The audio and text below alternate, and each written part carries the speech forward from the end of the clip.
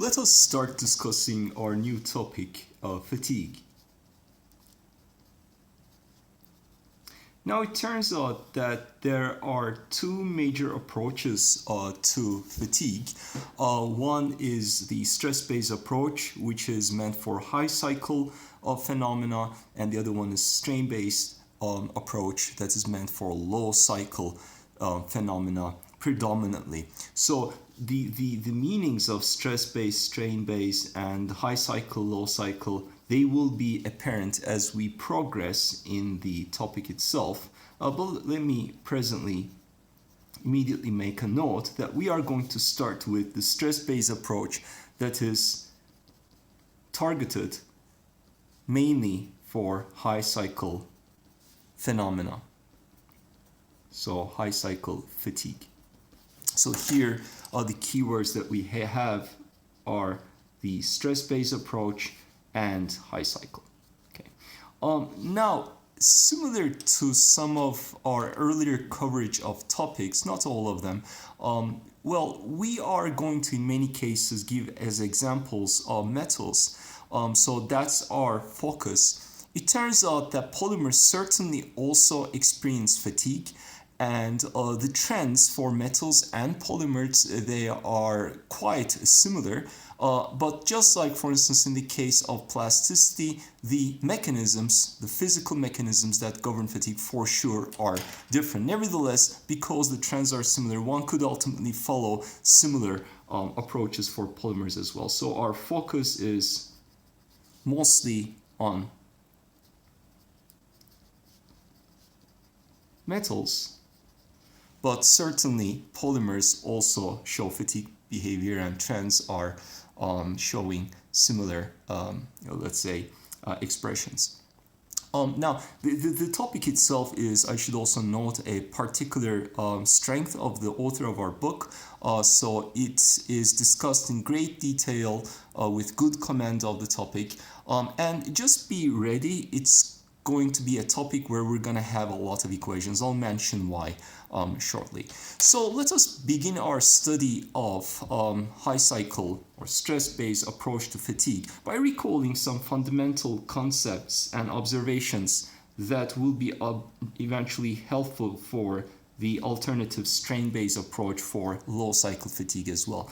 So remember from our discussion of cracks, that if you have a single crack and if you subject it to a certain load where it doesn't fail under static conditions, but then you apply that load in a dynamic fashion, and what we meant there was that it was being applied in a cyclic fashion. So we apply a cyclic load, and what we experienced was that the cracks grow and ultimately they become large enough to cause fracture for the applied load. So if we have a single crack, okay, just one crack, let's say, and we want to analyze that problem for relatively reasonable geometries, even for, in fact, complex ones. We have a rather clean problem, let's say, that can be attacked in the context of the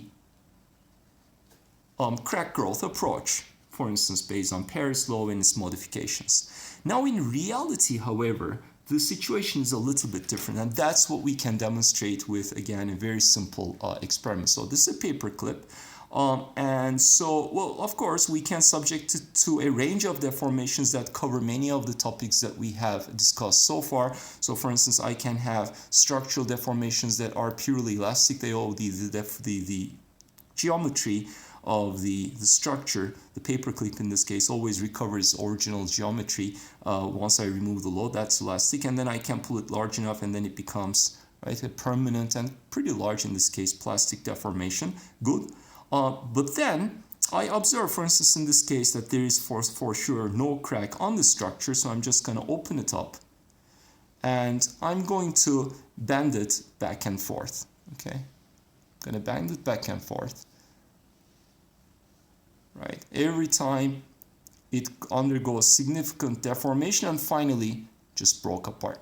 Okay, now through that process, you can do this yourself. At some point, the structure begins to break down, but there isn't any visible crack at the level of my observation up to a certain point where we become we get very close to failure.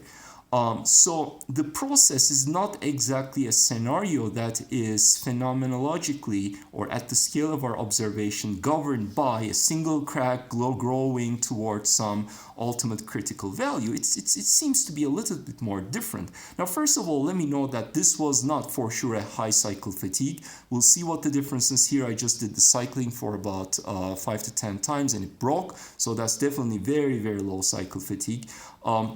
But eventually the process is fatigue, but it's not exactly the type of fatigue crack growth that we have observed, or it's essentially challenging to describe it in such a manner, because in reality we do not have a single crack that is forming and growing in the structure or on the structure and we can easily monitor it. We have thousands of cracks.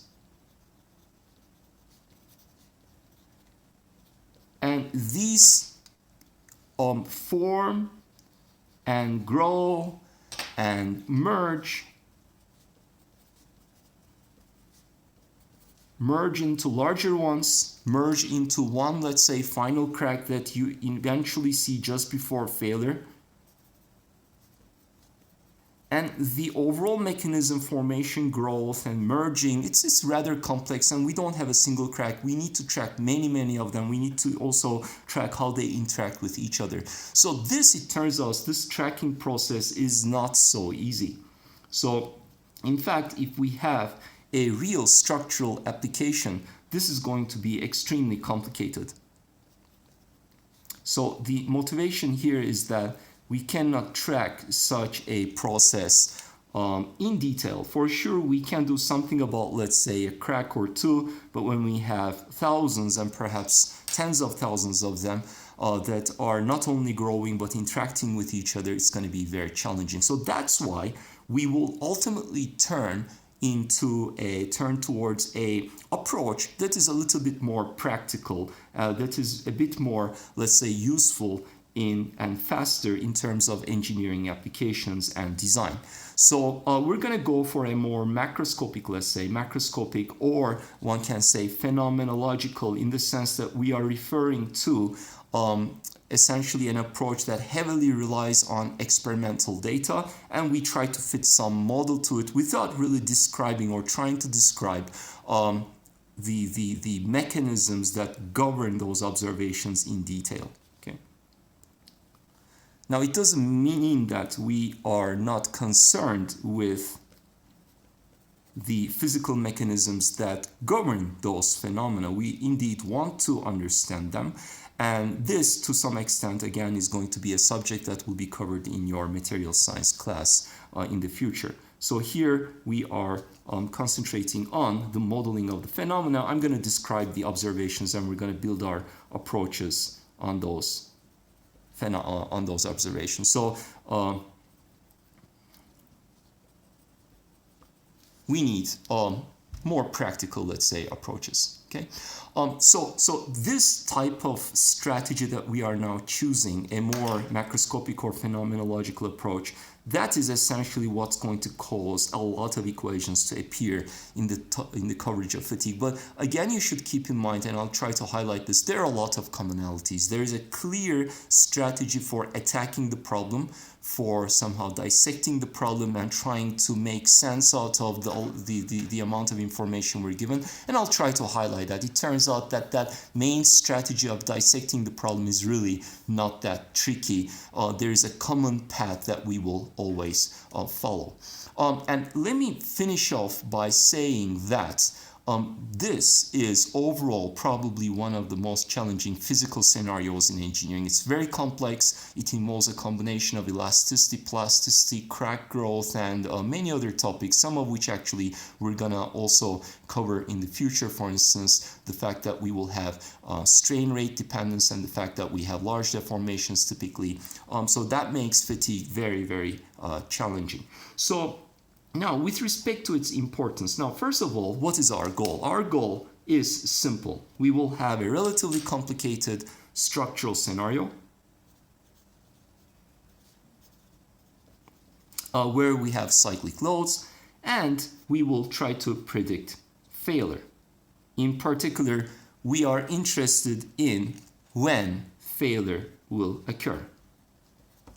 Okay, simple, right? I'm going to apply a certain load profile, and I'm interested in the answer to the question, well, how many cycles can I go for before failure occurs? Now, why do we care?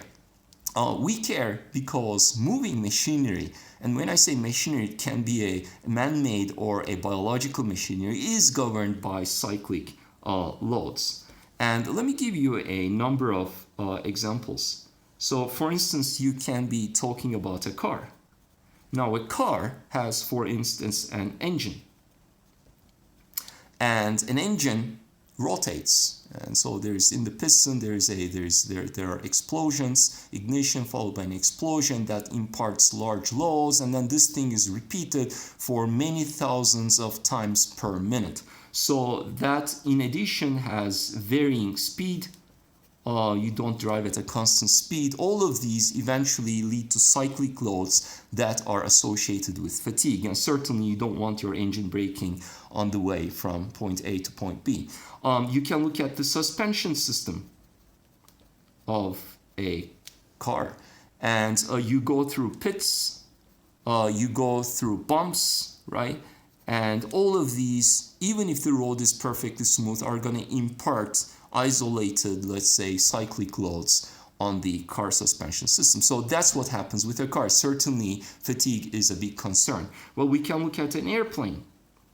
And with a plane, we can look at the turbine. And the turbine has blades. And these blades, they can typically operate at relatively constant speeds. But in particular, when you start and stop the turbine, it turns out there are loads that are quite different from the operational loads, which lead to, let's say, some isolated cyclic loading that is important in the long term. In fact, that's going to be associated eventually, it turns out, with low cycle fatigue.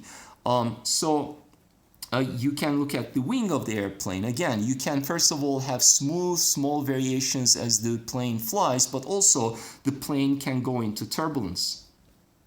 And those are, again, isolated phenomena where the wing will experience very, very high loads, actually. So, again, you're going to be interested in fatigue. You can look at the human body. You don't have to look at always man-made structures. You can look at biological machinery. And, for instance, you can look at red blood cells. So the blood flows, and as it flows, of course, the red blood cells have to squeeze through tiny vessels, because their goal is to carry oxygen to your cells.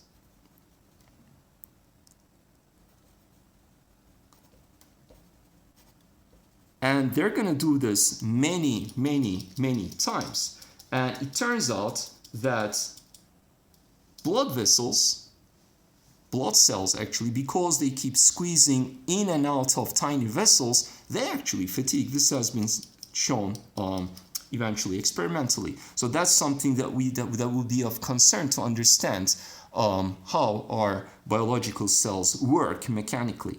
And also you can look at the hip joint. And now hip joint is a typical joint where you build an implant, especially for aging people, and that's very important for their quality of life. And a hip joint is one that experiences significant loads. And these loads are certainly cycling, simply for the reason that you walk, right? And so if you look at all these systems, you have complicated cyclic loading. The nature of the loading is complicated. Not only that, the structures are complicated. And so you need an approach that is able to take experimental data, model it, and be able to predict failure in a context that we will characterize. Okay, so for this purpose, let's first review our basic characterization of loads. So we are going to look at a cyclic load. This is something we've already done in crack growth. So this is partially recalled, but partially we are going to introduce two new variables that are going to be widely employed. So we're going to look at cyclic loading. Just keep in mind, presently we are going to look at uniaxial loading. So uniaxial meaning just like when we were talking about many cases before, so that's going to mean 1D, so we're going to have just one stress component, and that component is going to be the normal stress. Okay, so eventually the question of multi-axial loading and stresses that are not normal, therefore, will come into play as well. Okay, so now, and also we are going to assume, as we did partially before, constant amplitude loading. In other words, I'm going to draw a load variation over time, and I'm going to assume that the amplitude and the nature of that loading does not change. So in particular, the shape of the loading does not change. And in fact, we're going to assume that the shape, so I'm going to draw something that looks like a sinusoidal variation. We're going to assume that whether it's sinusoidal or triangular doesn't have a big impact on the phenomena. And also, I'm going to really not be concerned with the absolute time scales. In other words, the frequency of the phenomena does not exactly concern us. We can apply the loads with a period of 1 minute or half a minute or 2 minutes. So unless the frequency is very, very high, it turns out that this is a good omission. So we're going to omit the shape and frequency effect.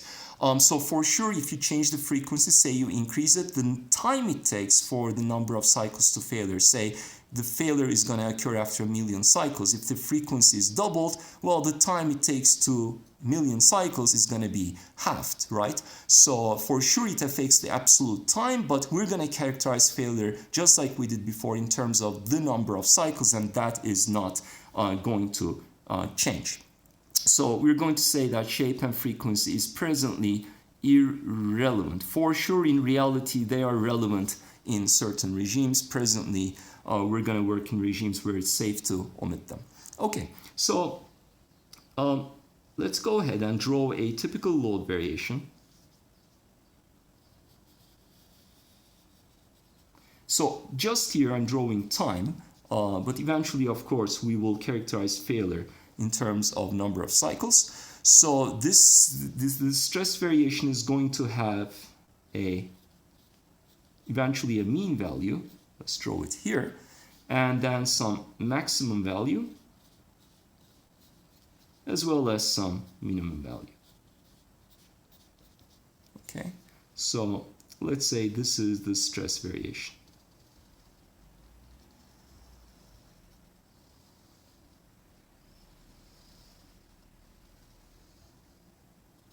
And so on, it goes on. So this is the maximum value of the stress that we are measuring. This is the minimum value.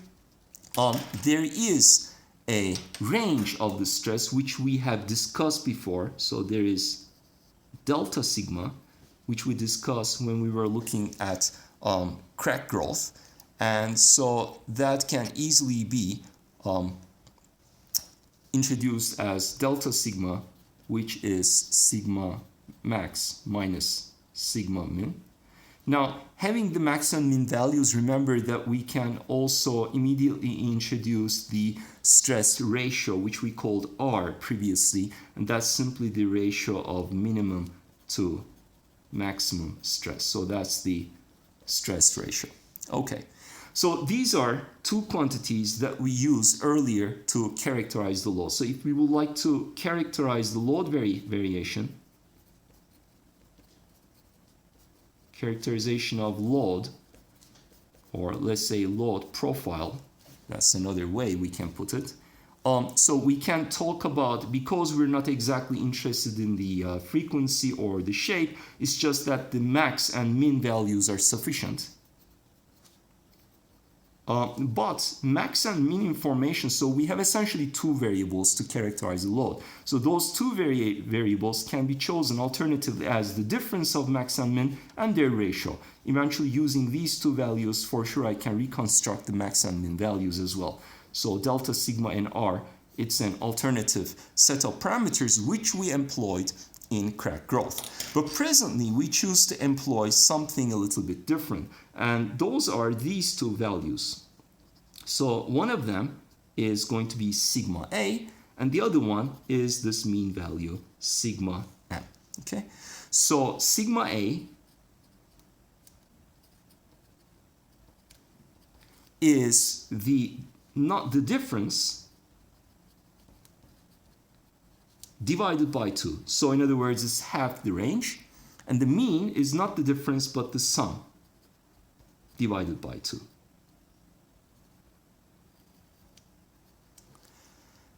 Okay, so this is just another way to describe the load profile. Again, we will have two variables that describe the load variation, in this case sigma A and sigma M. Okay, so sigma A is called the alternating stress, or sometimes called the stress amplitude. We're going to use both of them. Sigma M is the mean stress. Obviously, it's also the average stress. Once in a while, I might say average stress, but the common usage is simply mean stress. Okay, so now first of all, let me make a quick comment on two things. One, so the load profile, as we've said, it can be characterized by any of these two sets of variables. What we're going to prefer presently is this set. Okay, and that's what we're going to work with in the rest of our discussion of fatigue.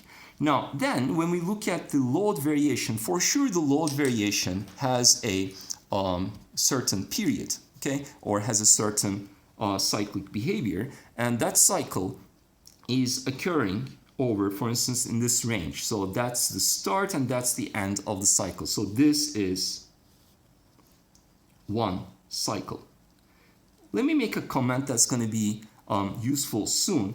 Now, there's an alternative way to count fatigue. So we can count towards fatigue by counting the number of cycles, 1, 2, 3, 4, and then when it reaches, say, 152,000 cycles, we predict fatigue. Or we can count the number of load reversals. So load reversals is when the sign of the derivative, right, changes shape. So it's the peaks. So it reaches a max and then starts going down. It reaches a min and then it starts going up. So over a cycle, we have two loads reversals. So then another way to count towards fatigue is to count the number of load reversals. Of course, one cycle is simply such that it has two load reversals.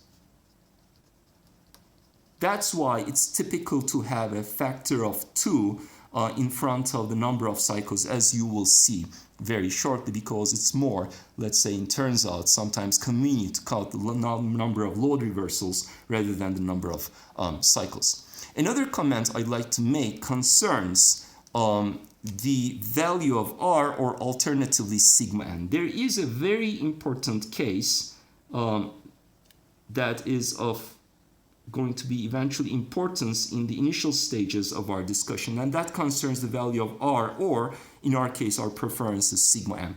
And that's the case when R is equal to -1. You will notice that min and max had the same value in absolute terms, but the sign is different. Or if you therefore put it in here, you will see that sigma m is going to be equal to 0 because the absolute values are the same, the signs are different. So when you have mean stress equals 0, so in other words, this average is right on the horizontal axis, we call that a completely reversed loading.